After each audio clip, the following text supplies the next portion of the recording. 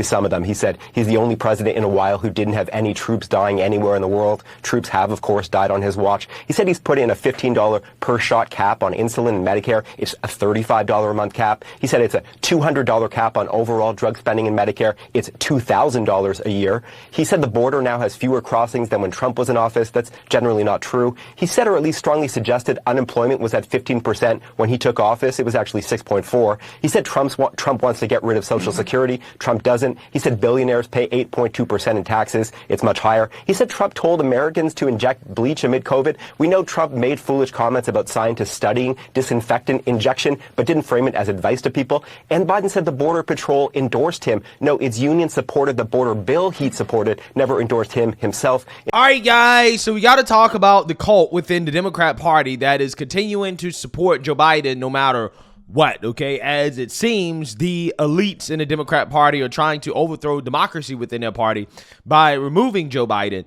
You have some people who are upset with the fact that the media is even talking about this at all, right? And that is Anna Navarro, who, in my opinion, is not a conservative. She's not a Republican. I'm not entirely sure why she continues to call herself a Republican or a conservative, because to me, she's no different than Joy Reid, okay? Joy Reid has come out here and put out videos talking about how she is voting for Biden no matter what. She would vote for Biden even if he was dead. She would vote for anybody over Trump, okay? She doesn't care as long as it's not Trump, okay? And it seems as if Anna Navarro is in the same cult, right? Because it seems like she is advocating for not only covering up for Joe Biden and not talking about the biggest issue in this country today, which is the health of Joe Biden, but also she is saying that we need to vote for Joe Biden despite all this. And that is going to lead to an eruption on CNN between Scott Jennings, who's a conservative, and Anna Navarro, who is not, because Scott Jennings is going to call out the fact that Joe Biden lies and his lies aren't being covered up anymore by the mainstream liberal media. And Anna Navarro is going to lose her mind over the truth about her Lord and Savior, Joe Biden. So without further ado, let's get into it. Joining me now to discuss everything we just heard, Scott Jennings, Jamal Simmons, Anna Navarro, and Coleman Hughes. A cognitive test. She says it's a good idea, Anna. Look, Joe Biden needs a way to shut down all of this noise that's going on, right? I think he thought that if he kept doing events, that would shut it down. I think he thought that if he sent that letter that he did to Congress earlier in the week, that would shut it down. It hasn't shut it down. There's got to be a way to shut this down because this is unsustainable. We cannot continue in this breathless reporting about Joe Biden's every word and splicing everything he says and does. So I think both candidates should take a cognitive exam. And that was the question as well. I mean, again, you know what's so hilarious about this? Anna Navarro is so frustrated with the media doing the exact same thing that they did to Trump the last 8 years. She says, well, this is unsustainable. The media can't continue to cover Biden every single day and to criticize his every word and to splice up these videos of him in order to make him look bad. And it's like, well, they certainly can do it. It certainly is sustainable because they've sustained doing that for the past 8 years against Trump. But where was Anna Navarro, who again is supposed to be a conservative, supposed to be a Republican? Where was she talking about how it's unsustainable for the media to talk about Trump every single day? Where was she at? Oh, she was nowhere to be found. In fact, she was participating in it, right? She was one of these people in the media pushing Trump derangement every single day. And she never thought that, oh, this is unsustainable. We can't do this every single day. This is a disservice to the American people. No, she never said that. Again, it's funny how that works. Yes, it's totally fine to talk about Trump every day, even though you're saying the same things every single day. January 6th, a threat to democracy, Project 2025, right? All the same things every single day. But when it comes to Biden, though, oh, no, you can't talk about him every single day. This is tragic. This is unsustainable. So, again, she's essentially asking the media not to do their job. Again, it's hilarious. It really is. it would probably be a smart I political think it thing should for be them a to be. law. I think we need tax returns for anybody running for 10 years for anybody running for president. And I think we should know that they're not like incapable, mentally incapable and insane. It would be a good idea to make it a law. And I'm all for it, for both. And to Anna's point, Yeah, but see, again, in this situation, right, it's not going to work out the way that she wants it to work out because Biden probably is going to fail it. Trump is definitely going to pass it. Joe Biden has not shut this down. I mean, the governor suggested that he said he's going to stay in the race, but this just keeps coming back. No, it's been an issue in my view for at least 18 months, really, if you look at him on camera. And after the debate, everyone saw what they saw. Now, we were all watching it at once, and that's why the dam broke with the debate. So I think absolutely, if he wants to make a statement, he should absolutely do a cognitive test with multiple witnesses from both parties in the room. The longer he doesn't do it, the more he is saying to people, I'm afraid to do it because I'm afraid of the results. Okay, the more I'm he's not confirming advocating people's... a cognitive test with multiple witnesses. Well, That's not like a virginity test, okay? And the medieval ages. He doesn't need it. He doesn't need it. I mean, test. his issue is not a one-off cognitive test. His issue is that he's super old. He is an obvious decline from when he ran in 2020 and from when he served as vice president. And no test is going to reverse what we've seen. The reason he's having so much trouble with all this is because he spent his entire career getting used to his own largely fabricated personal narrative being successfully covered up. This is disorienting for him. This is the first time in his life that his personal narrative is not being covered up, either by Democrats or by media looking the other way. This is the first time we've seen on full display the truth of Joe Biden.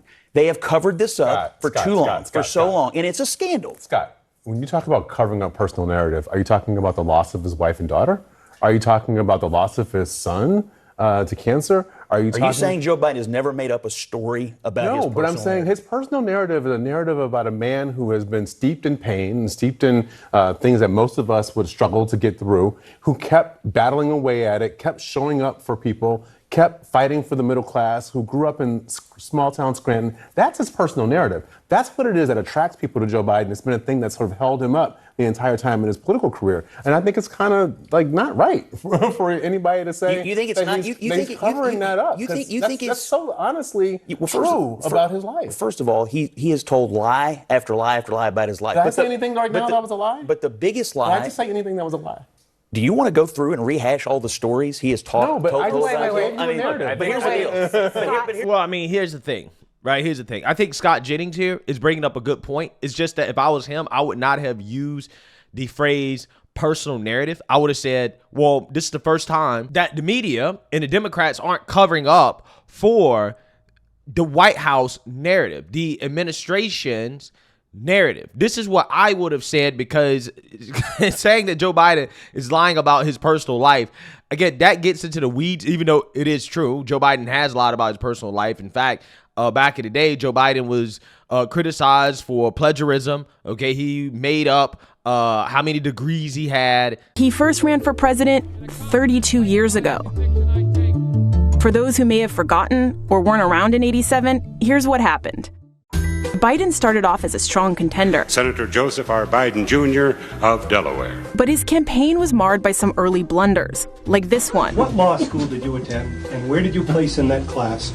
And the other question is... I think I probably have a much higher IQ than you do, I suspect. And he exaggerated his academic record in law school. Went back to law school, and in fact ended up in the top half of my class. And then there were moments like this, repeated later during the campaign. When I marched in the civil rights movement, I marched with tens of thousands of others to change attitudes. But he never actually marched in the civil rights movement at all.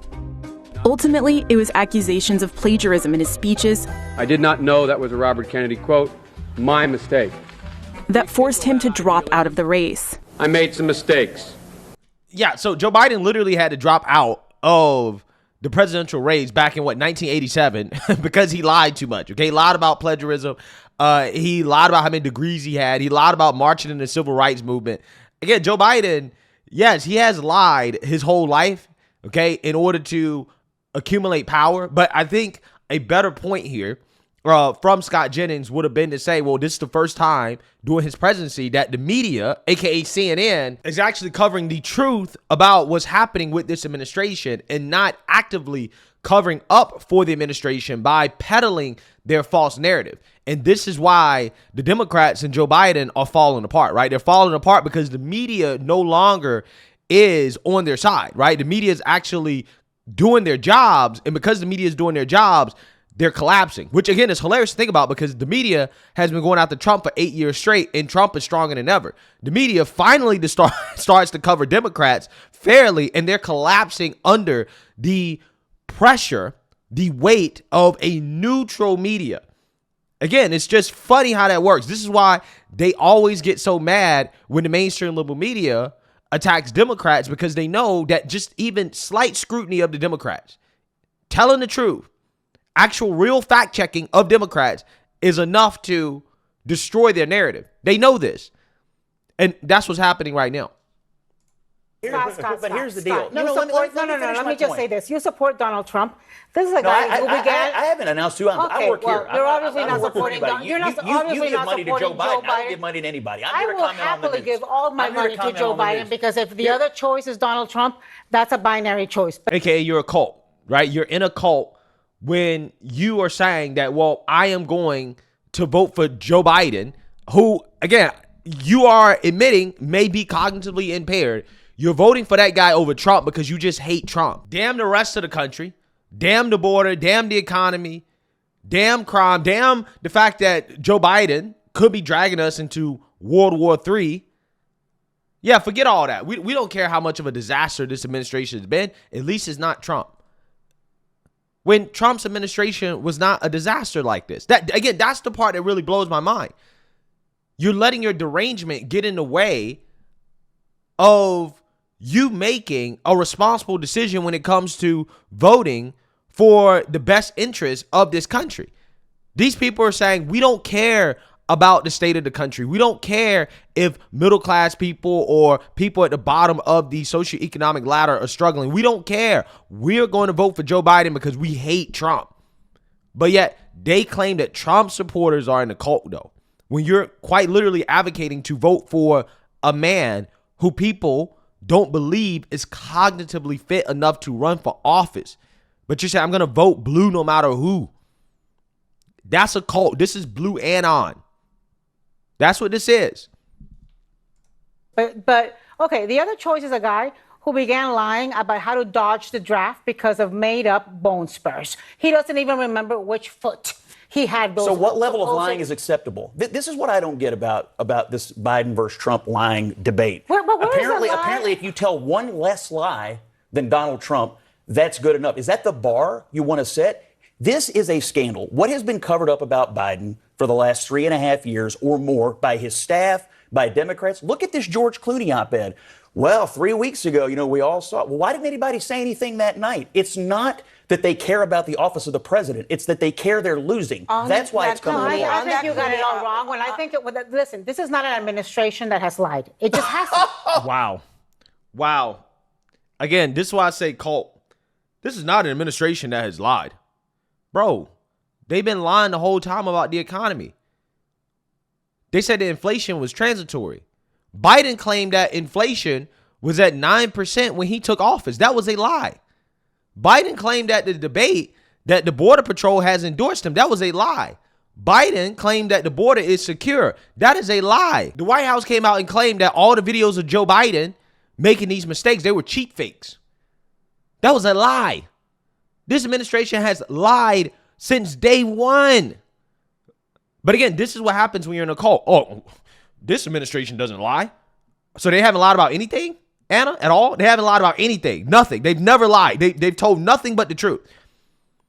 Again, this is a cult, okay? Anna Navarro is in a cult. That's what's happening. Okay, not you one can lie? laugh and you can Not stop. one lie? No, but you supported an administration that lied about the size of the crowd at the inauguration. Do you That honestly lied expect for a us to living. believe that they've never I think lied? you're confusing administrations. And I think part of the reason that this hasn't been shut down, frankly, is because there's been breathless and somewhat reckless reporting by Are media. you the and by journalists? people- You're saying the journalists are wrong? Yes, I do. I think that when okay, let me give you examples. I think that when journalists jump on the George Stephanopoulos interview and talk about how Mark Warner didn't run, I think they're wrong. Mark Warner ran. He ran for 5 hot minutes, but he got close enough to run. I'm sorry, we have to Joe defend. Biden is saying that it's not a lie. We have to defend the journal. I'm sorry. We have journalists at CNN, the Wall Street Journal, the New York Times. I think that These when are journalists. I think that when journalists jump to conclusions about a Parkinson's specialist that has been part of the White House medical unit that they've for lied over about. a decade. They lied about it. What part did they lie about? Let's just take a pause for what, that. What part did they lie about? Well, I mean, Corinne Jean-Pierre lied about Joe Biden in the last time he had been seen by a doctor, right? She initially said, well, he hadn't been seen since February. But it turns out that he was seen after the debate by a doctor, but she lied about it to the media. And again, that's why the media got so upset with her and basically went off on her because they're tired of the lies. But again, according to Ana Navarro, they don't lie about anything. There are no lies, right? It's the journalists lying, the Republicans are lying, everybody else is lying except the Biden White House.